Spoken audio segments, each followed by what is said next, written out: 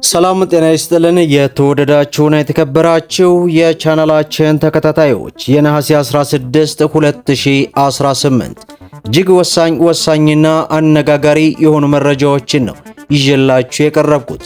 በቅድሚያም ዋና ዋናዎቹን በማስቀደም እንጀምራለን። ከዝቅተኛ ወርሃዊ ደሞዝ ጋር በተያያዘ አነጋጋሪ መረጃ ወጥቷል። በዚህም መሰረት የዝቅተኛ ወርሃዊ ደሞዝ ክፍያ ውሳኔ ተላልፏል። ከምን ጋር ተያይዞ ነው? ሙሉ ዝርዝር መረጃውን ይዘናል። በሌላው መረጃችን እጅግ ለበርካታ ኢትዮጵያኖች እጅግ በጣም አስደሳችና ወሳኝ የሆነ መረጃ ነው በዚህ ሰዓት የተሰማው። ይህም እንግዲህ የነዳጅ እጥረት በሀገራችን ኢትዮጵያ ሊቀርፍ የሚያስችል አዲስ መግለጫ ወጥቷል። የመግለጫውን ሙሉ ዝርዝር ወደ እናንተ እናደርሳለን። እንዲሁም ከትራምፕ አስተዳደር የቪዛ እገዳ ጋር በተያያዘም አነጋጋሪ የሆነ መረጃ በዚህ ሰዓት ወጥቷል፣ ታደምጡታላችሁ። በሌላው መረጃችን ወደ ባንክ ቅርንጫፍ ሊቀየር ስለመሆኑ አዲስ አሰራር ተዘርግቷል።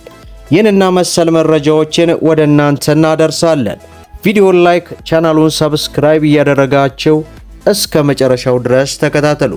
በቅድሚያ እጅግ በጣም አስደሳችና በተለይ ሀገር ወዳድ ለሆናችሁ ኢትዮጵያኖች በሙሉ እጅግ በጣም አስደሳች የሆነ ዜና ተሰምቷል። በዚህም በሀገራችን ኢትዮጵያ እየተስተዋለ ያለውን የነዳጅ እጥረትን የሚቀርፍ አዲስ አሰራር ስለመዘርጋቱ ተሰማ።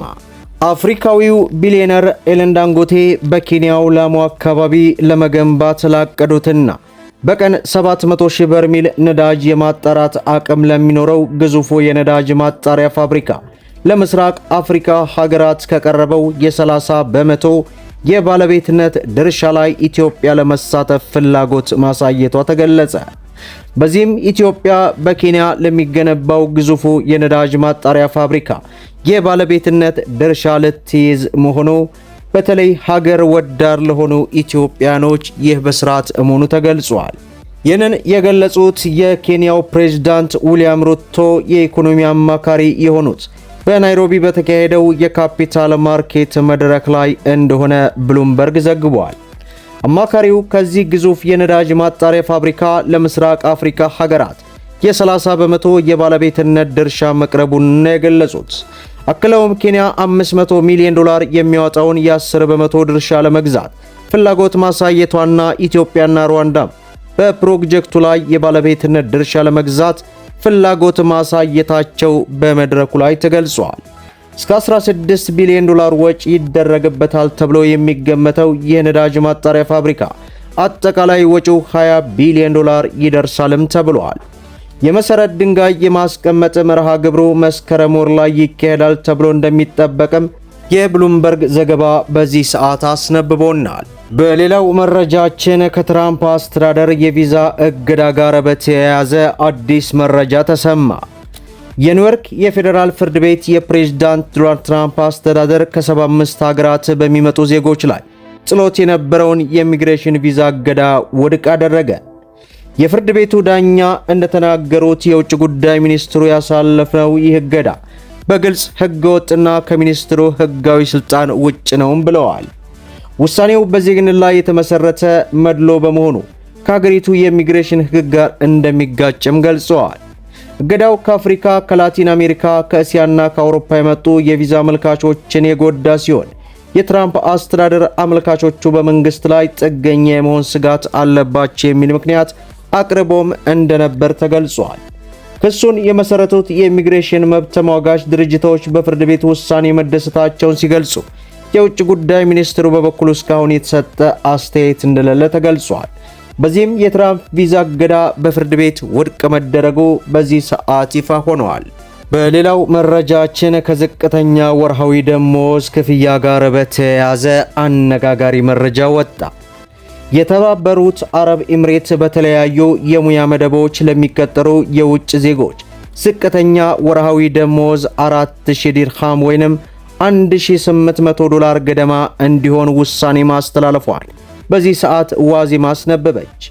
የሀገሪቱ መንግስት የውጭ ዜጎች የሚሰማሩባቸው ሁሉንም የሙያ መስኮች በ9 መደቦች ደልድላቸው የውጭ ዜጎች የሚቀጠሩባቸውን የሙያ ዘርፍ በ9 መደቦች የተከፈሉ ሲሆን የዓለም የሥራ ድርጅትን የሙያ ደረጃ መስፈርቶችን መሠረት በማድረግ የአገሪቱ መንግሥት መግለጹ በዚህ ሰዓት ዘገባው ጠቅሷል።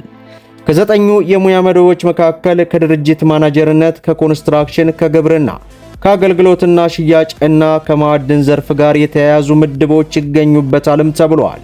ኢትዮጵያ ከቤት ሰራተኞች በተጨማሪ በቅርቡ የተለያዩ የሥራ ዘርፍ የሰለጠኑ ባለሙያዎች ወደ ኤምሬት መላክ መጀመሯም የሚታወስ ሲሆን ይህ በተለይ ለነሱ እጅግ በጣም መልካም የሆነ ዜና መሆኑ ተገልጿል።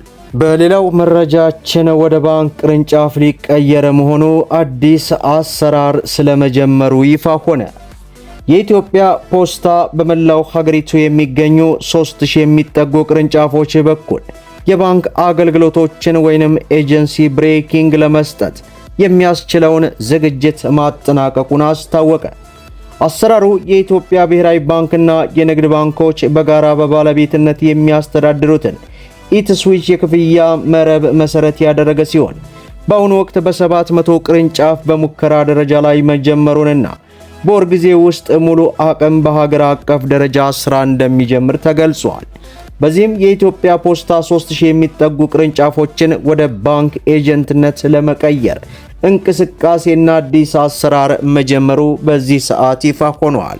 በመጨረሻም የኢትዮጵያ ኢሚግሬሽንና ዜግነት አገልግሎት ፓስፖርት ለማውጣትም ሆነ የተለያዩ አገልግሎቶችን ለማግኘት ከትግራይ ክልል የሚመጡ ዜጎችን የሚያቀርብ ሰነድ በክልሉ ጊዜያዊ አስተዳደር የተረጋገጠ ካልሆነ አገልግሎት እንደማይሰጥ አስታወቀ። ተቀባይነት የሚያገኙ ሰነዶች የልደት ካርድ፣ የመታወቂያና ሌሎች ለፓስፖርት ማውጫነት የሚያገለግሉ ሰነዶች በሙሉ የትግራይ ጊዜያዊ አስተዳደር ማህተም እንዲሁም ሃንድል ያረፈባቸው መሆን እንዳለባቸው ተገልጿል። ውድቅ የተደረጉ ሰነዶች የትግራይ ብሔራዊ ክልላዊ መንግስት በሚል ሃንድልና ማህተም የተሰጡ ማንኛቸውም ሰነዶች ተቀባይነት እንደሌላቸው ነው የገለጸው። የውሳኔው ምክንያት ሲገለጽ የፌዴራል መንግስቱ የትግራይ ብሔራዊ ክልላዊ መንግስት የሚለውን አጠራር ስለማይቀበለውና እውቅና ስለማይሰጠው እነዚህን ህገወጥ ማህተሞች የያዙ ሰነዶችን ይዘው ለሚመጡ ተገልጋዮች ተቋሙ አገልግሎት መስጠት ሙሉ በሙሉ ማቋረጡ በዚህ ሰዓት ተገልጿል። መደመጥ ያለባቸው ወሳኝና አነጋጋሪ የሆኑ መረጃዎችን ይመስላሉ። ቪዲዮውን ላይክ ሼር እያደረጋችሁ ለበርካታ እህት ወንድሞች እንዲደርስ አድርጉ። ለቻናላችን አዲስ ከሆናችሁ ሰብስክራይብ በማድረግ እንዲሁም በየዕለቱ የሚለቀቁ ትኩስ አዳዲስ መረጃዎች እንዲደርሳቸው የኖቲፊኬሽን ማብራታችሁን እንዳትዘነጉ እያልኩኝ ለዕለቱ ያስኩላችሁ መረጃ ይህንን ይመስላል ማለት ነው። እስከ ፍጻሜው ድረስ አብራችሁን ስለቆያችሁ ልባዊ ምስጋናችንን እየሰጠን በሌላ ቪዲዮ እስከምንገናኝ ወሰላሙ አለይኩም ወራህመቱላሂ ወበረካቱ እንላለን።